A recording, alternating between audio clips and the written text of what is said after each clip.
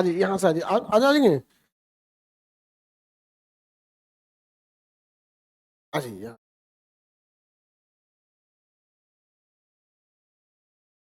ये आपको,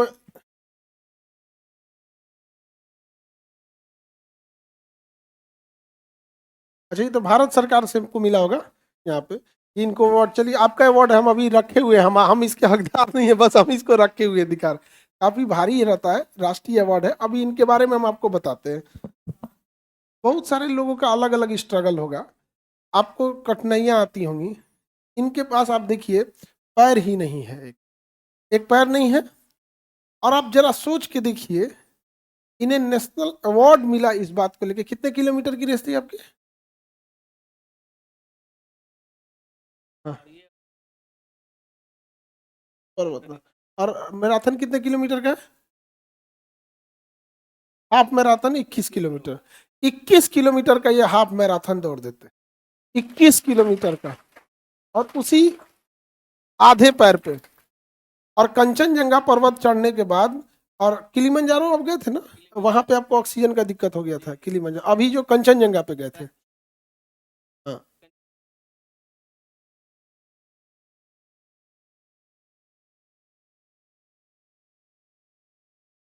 तो अब इन्होंने ना पहाड़ पे भी चढ़े थे। तो हम बस आपको ये बताना चाहते हैं कि आप अगर ठान लीजिएगा तो दुनिया का कोई भी चीज मुश्किल नहीं है ना। आप अपने दोनों पैरों पर, हमको लगता है 10 मंजिला सीढ़ी चढ़ने में आपका हालत खराब हो जाएगा।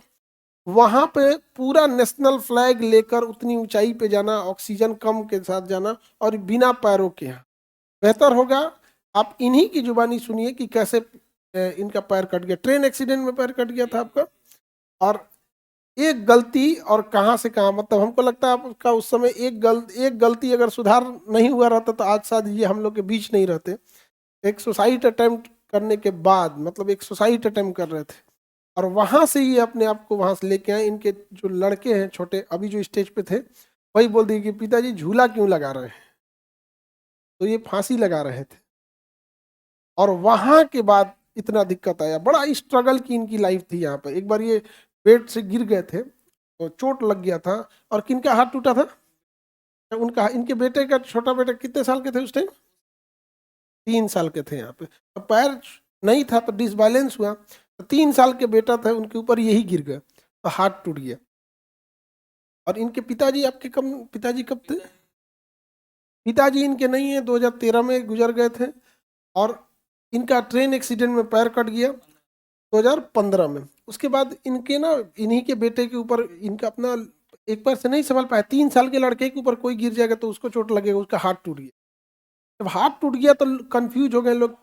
तो इनकी माता जी वहां थी, और माता जी बर्दाश्त नहीं कर पाई, माता जी का हार्ट अटैक हो गया, माता जी एक्सपायर हो गए। और ये उस समय समझ नहीं पा रहे थे करे क्या करे, खुद का पैर नहीं, बेटा का हाथ टूट गया, माँ का हार्ट अटैक से मृत्यु हो गया, पिता पहले नहीं थे, कुछ कुछ मतलब हार्ट अटैक वहीं से हो गया।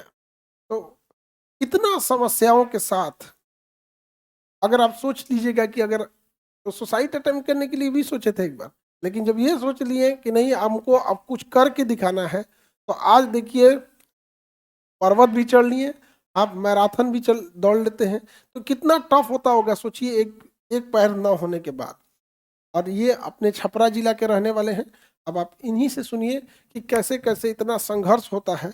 और एक बार अपने आप को सोचिएगा, क्या इतना भी टफ जीवन है आपका जितना इनका टफ है?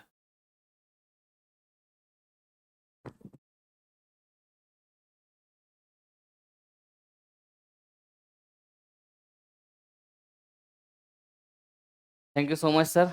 यहाँ मौका, मतलब ये एक सपना था कि सर के साथ एक दिन स्टेज साझा करना है, और पूरा हुआ सपना। मतलब अगर खुली आंखों से सपने देखोगे तो पूरा होगा। मेरी जर्नी स्टार्ट होती है एक छोटा सा कमरा को चेंज करवाने को लेकर। जिस क्वार्टर में मैं रहता था, जिस घर में मैं रहता था, आए दिन छत टूट के मेरे बच्चों के ऊपर, मेरे ऊपर, और थोड़ा सा बारिश होने के बाद घुटने तक पानी। मतलब सब किसी को रिक्वेस्ट कर करके थक गया। मैंने बोला मैं अपने आप को इतना मजबूत बनाऊंगा, इतना आगे लेके जाऊंगा कि एक दिन खुद कंपनी बोले कि अब तुमको मैं ये सारी फैसिलिटीज़ देता हूँ। तो खैर वो चीज़ मेरे साथ नहीं हुआ। तो जब तक आपकी ज़रूरत नहीं होगी ना किसी चीज़ की, तो आप कभी आगे नहीं बढ़ सकते हो। और बहुत अच्छे छत्र छाया में आप हो, खान सर के यहाँ पे हो, आप हर कोई बहुत अच्छा अपने देश के लिए, अपने राज्य के लिए आगे जा सकता है। मेरी जर्नी स्टार्ट होती है 29 अक्टूबर 2015 को रनिंग ट्रेन से। रिजर्वेशन कंपार्टमेंट के दरवाजे पे गया मुंह धोने के लिए और पानी गिरा हुआ था। पानी प्लेटफॉर्म पे बोगी के ही दरवाजे के सामने गिरा हुआ था। मैं बैलेंस नहीं कर पाया और हल्का सा जर्क आया, मैं बाहर गिर गया। जैसे ही गिरा, मैं गाड़ी का रोड को पकड़ के अपने आप को संभालने की कोशिश किया, तब तक प्लेटफॉर्म आया और ट्रेन और प्लेटफॉर्म के बीच में, प्लेटफॉर्म में ही मेरा पैर रगड़ खाया और पूरा बुरी तरीके से क्षतिग्रस्त। फिर हॉस्पिटल में ले जाके पैर को काट के अलग कर दिया गया। जैसे तैसे ज़िंदगी संभल ही रही थी। हॉस्पिटल से घर आया। घर आने के बाद तरह तरह की लोगों की बातें, आस पड़ोस के लोगों की बातें, अरे इसको मर जाना चाहिए, इसको खिलाएगा कौन, इसको देखेगा कौन, इसकी वाइफ छोड़ के चली जाएगी, इसकी बूढ़ी माँ है। बहुत सारी परेशानियाँ, प्रॉब्लम्स थी। मेरे घर में नहीं थी, आसपास के घरों में थी। मैं इग्नोर करते गया, सुनते गया। लेकिन कहते हैं ना कि जो चीज़ सुनोगे वो चीज़ होगा। एक शाम रात्रि का खाना कंप्लीट कर चुके थे।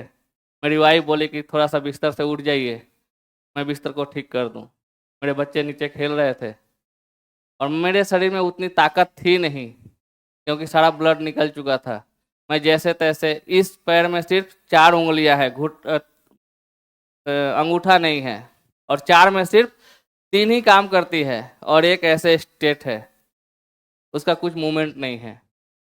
इस वजह से मैं बिना बैसाखी के, बिना सपोर्ट के कहीं खड़ा नहीं हो पाता हूँ और बैलेंस नहीं कर पाया और अपने बेटे के हाथ पे गिर गया। हाथ पूरा बीचों से टूट गया। सामने मेरी माँ बैठी थी। माँ मेरे को देख रही है, मैं बेटे को देख रहा हूँ, वाइफ सबको देख रही है। कोई किसी को मतलब सपोर्ट करने की ज़रूरत मतलब सोच ही नहीं रहा है। उस समय लगा कि सच में मैं बोझ बन चुका हूँ अपने परिवार के लिए, अपने लिए, अपने बच्चों के लिए। मुझे नहीं जीना चाहिए। पास पड़ोस वाले सब सही कहते हैं। और उसी दिन अपने आप अंदर संकल्प लिया कि मैं बहुत जल्दी, जो कि किसी को नहीं करना चाहिए। और एक टाइम ऐसा आता है, फिर 4-5 दिन बाद मेरी वाइफ बोली कि मैं सब्जी लेने जाती हूँ, आप अपना ख्याल रखना। और उस दिन दोस्तों की मदद से माँ को और बेटों को हॉस्पिटलाइज करवा दिया।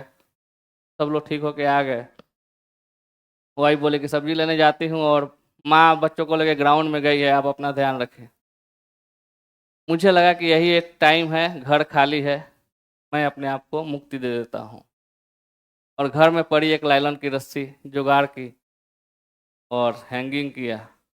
और जैसे ही गर्दन में लगा के स्टेप आगे बढ़ाया, तब तक मेरा बेटा हाथ में प्लास्टर लिए खड़ा था। उसके मुंह से पता नहीं वो शब्द कैसे निकले कि पापा झूला क्यों लगा रहे हैं। हम लोग घर में छोटी मोटी चॉकलेट, मिठाई, कुछ भी चोरियां करते रहते हैं बचपना में। कोई सामने पड़ जाता है तो सहम सा जाते हैं, डर सा जाते हैं। वैसे ही मेरे साथ हुआ। मेरा बेटा जब क्वेश्चन किया, मैं सकपका सा गया, डर सा गया, संग संग अपनी रस्सी को लूज किया और उसे पकड़ के रोने लगा।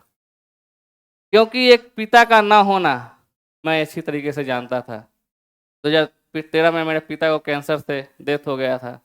2015 में मेरा पैर कट जाना। 2012 में मेरी दीदी के हस्बैंड का ठंड लगने से एक्सपायर हो जाना। तो इन सभी लोगों को मैं देखता था नज़दीक से और वो कमियां सोचा और उसी समय डिसाइड किया कि वही चीज़ जो मैं दर्द फील कर रहा हूँ, जो मेरी माँ कर रही है, मेरे जो दीदी कर रही है, जो मेरे भांजे कर रहे हैं, वही चीज़ मैं अपनी पत्नी और अपने बेटे को देने जा रहा हूँ।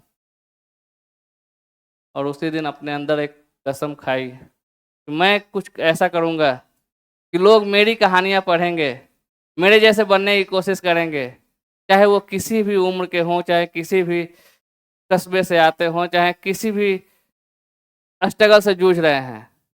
सुबह हुई है तो शाम होगी। और उसी दिन एक टूल्स के सहारे ग्राउंड तक निकला। एक 5 किलोमीटर रन से मैंने स्टार्ट किया। आज 16-17 राज्यों में दौड़ता हूँ तिरंगे के साथ।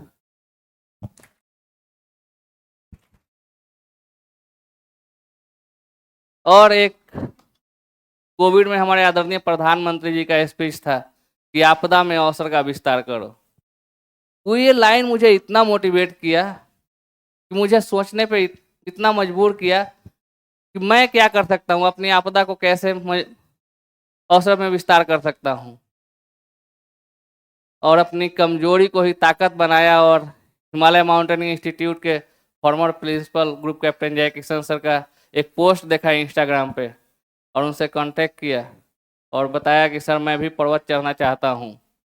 उन्होंने बोले कि आ जाओ, 60-70 हज़ार की फीस लगती है, फीस भरो और आ जाओ, मैं माउंटेनिंग करवा देता हूँ। मैं बोला कि सर मैं 200-250 रुपया कमाने वाला इंसान क्या खाऊंगा, क्या बच्चों को खिलाऊंगा, रहने दीजिए, मेरे बस की बात नहीं है। सर बोले कि ठीक है, आओ मिलो, कुछ प्लान करते हैं। मैं गया, 8 दिन की ट्रेनिंग लिया, लेकिन बहुत टफ है। माउंटेन गेम ही है ऐसा जो 100% फिजिकल फिटनेस और मेंटल फिटनेस के बदौलत आप खेल सकते हैं। वो भी बहुत कम लोग सर्वाइव करते हैं ऊपर जाके।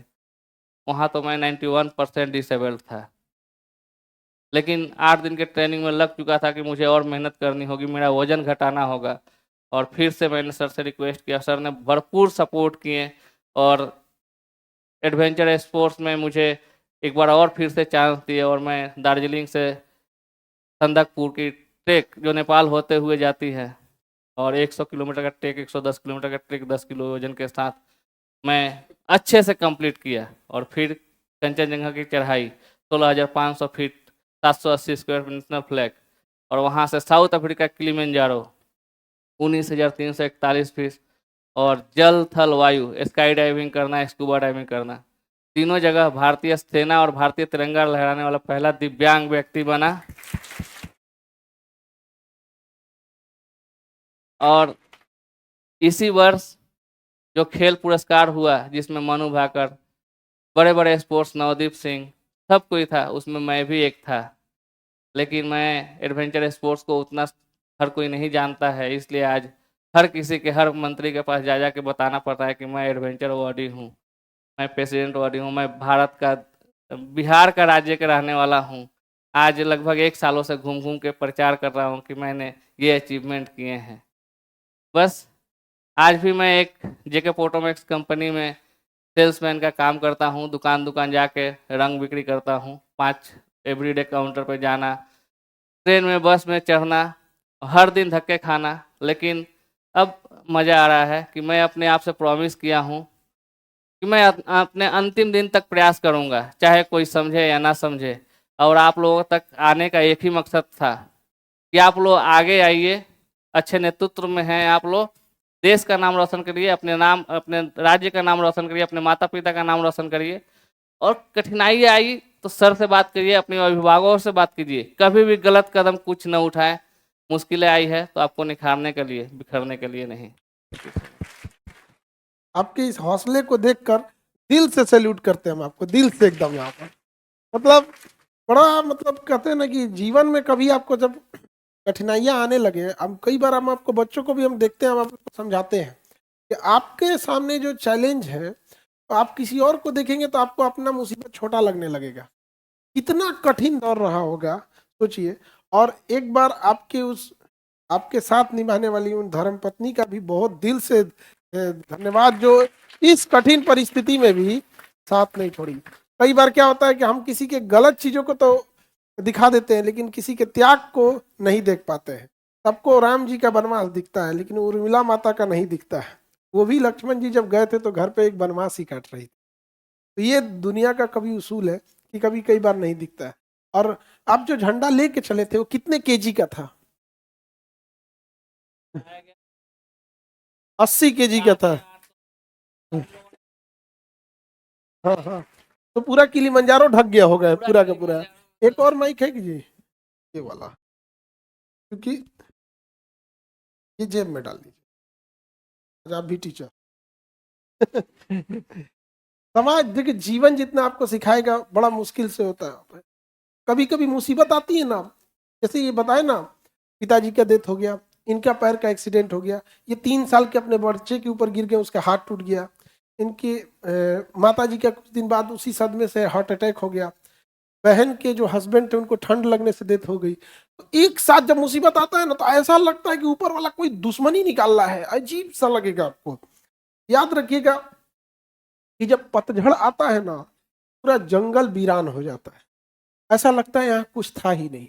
प्रकृति ऐसे करती है जब पतझड़ के मौसम में, जैसे उजाड़ दिया उसने हंसते खेलते एक जंगल को, लेकिन उस पतझड़ के बाद फिर एक सावन आता है और फिर से जंगल वैसे ही लहलहा उठता है। इसलिए आप लोग भी कभी संघर्ष होगा तो हारिएगा नहीं। यहाँ पर बहुत सारे हीरो हैं इस समाज में यहाँ पे। और जिन लड़के जो आपके बालक थे जिनके ऊपर आप गिर गए थे वो कौन, यही है? ये आ जाइए आ जाइए आ जाइए, आप भी आ जाइए। और यही बोले थे कि पिताजी झूला क्यों लगा रहे हैं। हाँ, तो अभी इधर आओ इधर आओ इधर आओ। किस क्लास में पढ़ते हैं आप? क्लास 4 में। देखिए यही है जो पूछे थे कि पापा झूला क्यों लगा रहे हैं। तो कहीं ना कहीं ऊपर वाला किसी ना किसी को भेज देता है। हाँ। अगर वो उस दिन नहीं रहते तो आज आप बहुत गलत स्टेप उठा चुके रहते यहाँ पे। फिर सोचिए इन लोग का क्या होता। तकलीफ उसको नहीं होती है जो दुनिया छोड़ के चला गया, तकलीफ तो उन्हें देखना होता है जो रह गए इस दुनिया। बहुत टेंशन हो जाता है यहाँ पर। और पढ़ना लिखना, हाँ, अच्छे से एकदम ठीक है। और एकदम नाम रोशन करना है पूरे समाज में, कभी हिम्मत नहीं हारनेगा। और हम तो आपके पिताजी की कहानियां दूसरों को सिखाएंगे और आप देखिएगा तो आप तो डेली देखते होंगे कितना स्ट्रगल है। अब आप पूछिए क्या आपका स्ट्रगल इससे बड़ा है कि आपका स्ट्रगल इनके सामने तो कुछ नहीं दिखता होगा? कुछ दिखता है? नहीं दिखता है। तो हमारी भी कोशिश रहती है कि समाज में ऐसे हीरे लोग जिनको समाज नहीं देख सका है उन्हें हम दुनिया के नजरों में लाएं और देखें। अगर देखो ये है हमारा समाज यहाँ पर, और आप, ये दुर्भाग्य है कि आपको बताना पड़ता है को नेशनल अवार्ड मिला हो, जिसको राष्ट्रीय स्तर पर भारत की पहचान बनाया हो, जिसने किलिमंजारो पर्वत को तिरंगे झंडे से ढक दिया हो, पर्वत न दिख रहा हो किलिमंजारो चोटी। तो दुर्भाग्य है कि मिनिस्टर घूमकर ये बताना पड़ता है कि हम ये क्या किए हैं। हमारा प्रयास है कि हम आपको ये चीजों को कल तक पूरी इंडिया इस चीज को देख ले कि देखिए ऐसा हीरा है हमारे देश में, और ये प्रेरणा बने सबके लिए कि जीवन कई बार आपको बहुत सता देता है। हार मान जाइएगा तो फिर आप किसी मैदान की कोई लड़ाई नहीं जीत पाइएगा। और ये हकीकत है कि जितना टफ जीवन है यहाँ बहुत सारे लोग हार मान जाते। लेकिन सोचिए दौड़ना, और हकीकत है कि पर्वतारोही होना सबसे ज्यादा फिजिकल स्ट्रांग है तभी आप पहाड़ चढ़ जाइएगा। ये तो रूल है उसका। पहाड़ चढ़ने वाले को पहले अच्छी साइकिलिंग आनी चाहिए ताकि उसकी स्टेमिना बन सके। बहुत टफ होता है पहाड़ चढ़ना। ऊपर जाइएगा ना ऑक्सीजन नहीं रहेगा, ठंड इतना रहेगा, दिमाग कॉन्शियसनेस काम करना छोड़ देता है। आप गाड़ी में बैठ के केवल पहाड़ पे चढ़िएगा ना आपको वोमिटिंग टाइप का आने लगे। जिसको वोमिटिंग नहीं भी आता है ना तो उसको ऊपर जाएगा ना तो उसको वोमिटिंग टाइप का आने लगा, सर दर्द होने लगे, क्योंकि हाइट उतना ज्यादा होता है। आप समझ रहे हैं 20,000 फीट की हाइट क्या होती है? ये 10-12 हजार फीट की ऊंचाई पे हेलीकॉप्टर उड़ता है, 30,000 फीट के ऊपर पे जहाज उड़ते हैं, और 20-22 हजार होना मतलब जहाज के इक्विवेलेंट। समझा गया? जो छोटी जहाजें होती है 20,000 फीट पे उड़ते हैं, बादल के ऊपर है आप 20,000 फीट पे, वहां क्या क्लाइमेट होगा। और सबसे बड़ा एक डर होता होगा कि एक पैर है और अगर कहीं ये जो फिसला, क्योंकि नेचुरल बनावट जो होती है वो बहुत। अगर नॉर्मल इंसान माउंटेन में चढ़ता है तो उसके क्या है, पीठ पे बैग है, उसके दोनों हाथ दोनों पैर फ्री है। अगर वो फॉल होता है तो अपने हाथ के बल अपने फेस को बता लेगा। लेकिन मेरे केस में क्या था, अगर स्टेप ऐसे रखना है तो पहले फ्यू सेकेंड में मेरे को डिसाइड करना है कि कौन सा पत्थर लूज है और कौन सा पत्थर स्ट्रांग है जो मेरा वेट कैरी करेगा। मेरे खुद के वेट को लेके ऐसे स्टेप बढ़ाना और फिर से मतलब उतना ही सेकंड में फिर से आगे जाना। और अगर मैं फॉल हुआ तो वहाँ कोई मेरी टीम मुझे सपोर्ट नहीं करेगी, क्योंकि मैं गिरा तो सीधा सर फटेगा, और सर फटने का मतलब है कि वहाँ कोई हॉस्पिटलाइज नहीं।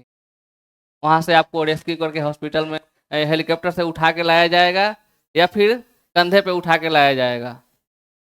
और अभी सर बताया तो मुझे एक और चीज़ याद आई कि जब हॉस्पिटल से घर आ रहा था तो मंदिर, रास्ते में एक मंदिर पड़ा। मैं भगवान से क्वेश्चन किया, क्या भगवान, 125 करोड़ में मैं ही मिला था जिसको तुमने पैर ही ले लिया। लेकिन जब किलिमंजारो और जब प्रेसिडेंट और शून्य से शिखर तक पहुंचा, क्योंकि शून्य इसलिए बोल रहा हूं कि पैर कट जाना चलती उम्र में, एक 28-29 साल की उम्र में आपको फिर से बोला जाए कि एक पैर को बैंड करो या काट दो और चलो, दौड़ो, भागो, पहाड़ चढ़ो, देश का नाम रोशन करो, शायद ही कोई है जो करेगा। और आज उसी भगवान के पास जाके बोलता हूँ कि 1 सवा 100 करोड़ से 150 करोड़ में मुझे चुनने के लिए आपका बहुत बहुत शुक्रिया। जब ये लोग पहाड़ पे जाते हैं तो पहाड़ का सबसे खराब सच्चाई क्या है, वहां जब आप बहुत हाई माउंटेन पे जाएंगे ना, तो वहां कोई दुकान या कोई सड़क इस तरह का लैंडमार्क नहीं रहता है कि किधर से दाहिने मुड़ना है बाएं मुड़ना है, और ना वहां कोई बताने वाला है। तो जैसे जैसे ऊंचाई पे जाएंगे तो आपसे पहले कोई 1990, 95, 2005 में जो ग्रुप गया होगा उसमें से कोई डेथ कर गया, वहां आज भी डेड बॉडी रखी हुई है। और डेड बॉडी का जूता किस कलर का है, कई बार लैंडमार्क ये होता है कि वो डेड बॉडी, रेड जूता वाले डेड बॉडी से राइट मुड़ना है, ब्लू जूता वाला जो डेड बॉडी पड़ा है वहां पे। सोचिए जब हम जा रहे होंगे कि किसी का डेड बॉडी का मार्क करते हुए, और इस हालत में तो कितना टफ रहा होगा। तो आप लोग भी इनसे सीखिए, और हम लोग की कोशिश है कि पूरी दुनिया आपको देखे। और ये आपने बहुत मतलब एक मिसाल कायम कर दिया उन लोगों के लिए, और अगर लोग नहीं जान रहे हैं तो दुर्भाग्य है, लेकिन हम लोग की जिम्मेदारी है, हम उसको भी बताएंगे ये बात जो कान का बहरा है, और उसको भी बात सुनना होगा यहाँ पर। भले एक दिन के लिए कान ठीक करा के आओ और सुनो कि संघर्ष क्या होता है। नहीं आंख से दिखता है तो देखो कि संघर्ष क्या होता है और कितना तकलीफ होता है। और वहां पे तो या तो आप हार मान जाइए या तो फिर बदल दीजिए आप। लेकिन अगर रुके रहेंगे तो कुछ नहीं हो सकता है। आज अगर ये घर बैठे रहते तो शायद यहाँ नहीं आते हैं। आज 17 जनवरी 2025 को मुझे प्रेसिडेंट हाउस में ये पुरस्कार, भारत का मैं पहला दिव्यांग पुरुष हूँ, मेरे आगे अरुणिमा सिन्हा थी, और पुरुष दिव्यांग पुरुष हूँ जिसको लैंड एडवेंचर से सम्मानित किया गया है। और 1 साल इंतजार करते करते मैं पिछले खेल मंत्री जी से भी मिला उनके घर पे जाके, तो अभी वो चेंज हो गया, अभी नया खेल मंत्री जी को खोज रहा हूँ कि कहाँ मिलेंगे। बस सफर ये जारी है। ये इनका सर्टिफिकेट होता है जब आप प्रेसिडेंट में मिलते हैं। तो आप पिछले 2025 में मिले थे, जी जी 17 जनवरी 2025 में, जी और ये 2026 आ गया।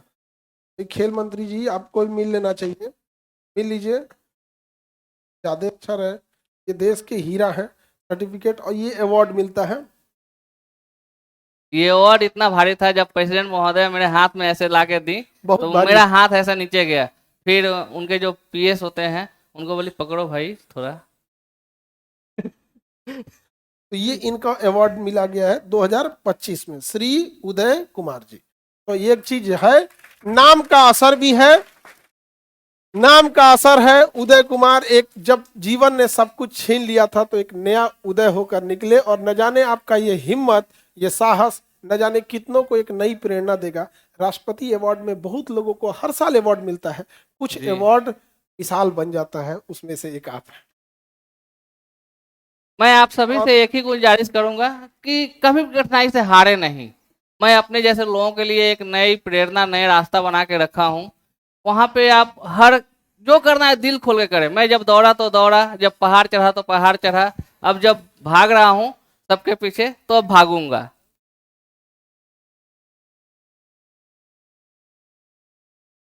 आप एकदम सच में मिसाल है, और इनका भी बहुत धन्यवाद कि भाई यही वो आदमी, यही वो मेरे लड़का है। लाइफ में 2-3 लोग हैं जो मतलब मेरे को इतना दूर पहुंचाए। ग्रुप कैप्टन जय किशन सर का सपोर्ट अगर आज भी नहीं होता तो शायद इतना बड़ा अचीवमेंट नहीं होता। मेरी वाइफ, मेरे बच्चे, मेरी दीदी, सबका, आसपास के लोगों का, दोस्तों का, हर किसी का बहुत सपोर्ट है, तभी मैं कर पा रहा हूँ। हम लोग का भी पूरा सपोर्ट रहेगा। और ये आपसे हमें बड़ा उम्मीद है कि एक दिन जैसे यहाँ पिताजी स्टेज पे आए थे, एक दिन अच्छा कामयाब होके आपको भी इस स्टेज पे आना है। ठीक है, आप पढ़ाई करेंगे। कहाँ हाथ टूटा था आपका? अच्छा, ये वाला फ्रैक्चर हो गया था यहाँ पे। चलिए ठीक है, इसको रखिए यहाँ पे। आप आपको कलम से लेके और आगे तक आके बढ़ना है। समझ में आया कि नहीं आ गया? और देखिए लाइफ में कई बार ऐसे एक होते हैं, कहा जाता है अंधेरे में एक जुगनू काफी है रास्ता दिखाने के लिए, बस चलने का हौसला होना चाहिए। एक छोटा बच्चा था। क्या, अच्छा उस समय एज कितनी रही होगी इनकी? 3 साल 3 साल। 3 साल रही होगी। बस 3 साल में पूरा बदल दिया ये इस लड़के ने यार। तो एक छोटा सा जुगनू कितना ही रोशनी कर सकता है। तो वही होता है, बस आपके अंदर जुनून होना चाहिए। अगर ये हिम्मत हारते तो ये चीजें नहीं हो पाती। एक इनके साथ हम फोटो लेते हैं। हाँ, एक फोटो लेने। हम ही ले लेते हैं, आपको भेज देते हैं।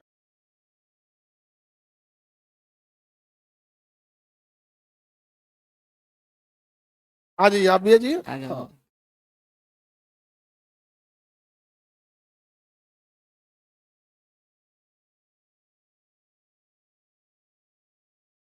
ये हम आपको भेज देंगे। और